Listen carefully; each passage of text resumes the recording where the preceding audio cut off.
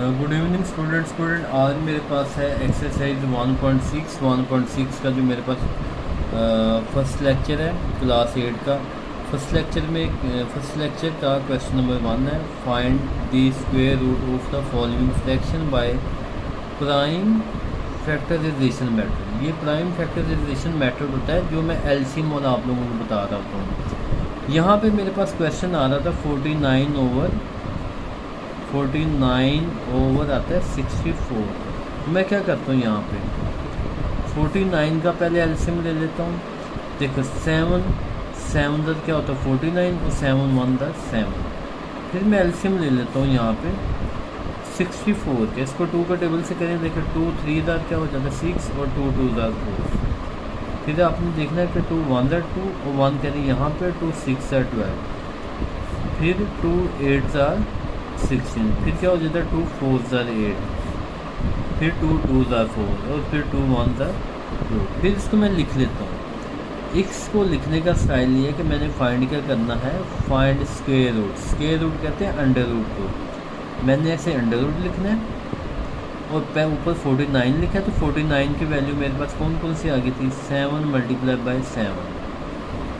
इसी तरह से नीचे मेरे पास 64 है, तो मैं अंडर रूट पहले लिखूँगा तो 64 की वैल्यू क्या आ गई मेरे पास 1 2 3 4 5 6। 2 मेरे पास आ गया 6 टाइम, तो इनको मैं लिख लूँगा ऐसे 4 5 और 6। तो फिर यहाँ पे मैं 7 को क्या लिख सकता हूँ, और यहाँ पे आप लोग ऐसे भी लिख लें 49/60, ये भी सही है ताकि चेक करने वाले के लिए ना आसानी हो। तो 7 को लिख सकते हैं आप लोग 7 का स्क्वायर। इसी तरह से इनके पेड़ बना लें, इनको लिख सकते हैं आप 2 का स्क्वायर। फिर इन दोनों को भी लिख सकते हैं आप लोग 2 का स्क्वायर, इन दोनों को भी लिख सकते हैं 2 का स्क्वायर। मैं फिर इसके आगे देखिए ये स्क्वायर अंडर रूट से कैंसिल, तो ऊपर 7 आ जाएगा, ये भी कैंसिल, ये भी कैंसिल, ये भी कैंसिल, तो नीचे क्या आ जाएगा 2 मल्टीप्लाई बाई 2 मल्टीप्लाई बाई 2 आ जाएगा। और उसके बाद फिर मैं इसको ऐसे कर लिख सकता हूँ, देखिए 2 2 ज़ा 4 4 2 ज़ा 8, तो इसका हमारे पास ये आंसर होगा। फिर नेक्स्ट क्वेश्चन के अंदर 1 to 1, इसका पहले आप लोगों ने एलसीएम ले लेना है। तो 11 के टेबल से जाता है 11 दर क्या होता है 121। फिर 11 1 दर क्या हो जाता है 11। इसी तरह से मैं लिख लेता हूँ 625 का, ये 5 के टेबल से जाएगा। देखिए 5 1 दर 5 1 कैरी यहाँ पे, 5 2 दर 10, फिर 2 कैरी यहाँ पे चलेगी और 5 5 दर 25। फिर 5 के टेबल से 5 2 दर 10 और 2 कैरी यहाँ पे और 5 5 दर 25। फिर 5 के टेबल से 5 5 दर 25 और 5 1 दर 5 होता है। फिर हम इसको लिख लेंगे 1 2 1 और 6 25। इसका जो मेरे पास स्क्वायर रूट होगा वो क्या आ जाएगा, देखिए 121 को मैं लिख सकता हूँ इसको 11 का स्क्वायर, और जो नीचे वाली वैल्यू है इसको क्या लिख सकता हूँ 5 का स्क्वायर मल्टीप्लाई फिर 5 का स्क्वायर लिख सकता हूँ। ये स्क्वायर इससे कैंसिल, ये इससे कैंसिल, ये अंडर रूट से कैंसिल हो जाते हैं। तो हमारे पास आंसर क्या आता है 5 ओवर 5 मल्टीप्लाई बाई 5, 11 ओवर 5 को 5 से मल्टीप्लाई करवाएंगे तो 25, ये इसका आंसर आ जाएगा।